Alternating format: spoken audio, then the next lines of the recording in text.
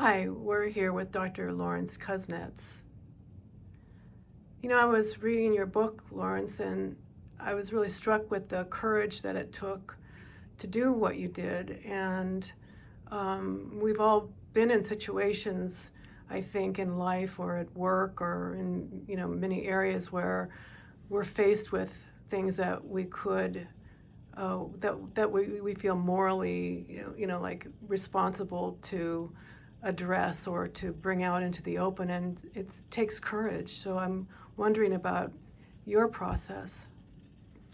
Uh, well, the best way for me to address that is just to read the last paragraph of this book that I've written, Confessions of a NASA Whistleblower. As to why, that's a whole other story, how I became a whistleblower. But let me just read this part I think people can relate to. Great.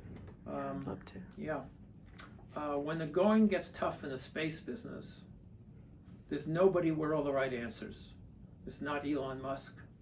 Nobody. There's a mission control, there's a flight readiness review, there's a safety review board, and there's the astronauts. They're very smart people in a strict chain of command, but they're toothpicks in a hurricane if the pressure builds high enough. Who amongst us hasn't thought about bypassing the chain of command when we disagree with our boss? But it's different when you work in a place where you do dangerous things to expensive people and lives are at stake second by second. Imagine yourself under such conditions, surrounded by posters labeled, "Safety is job one," or "If you see something, say something."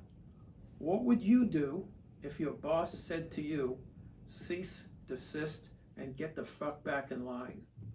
What would you do if your conscience is screaming at you to bypass the chain?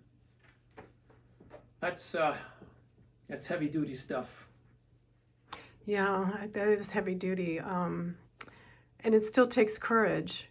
And what was really evident in the book also is that there were lots of people who saw what you saw and didn't do what you did. And so what did you find within yourself, and what was your process?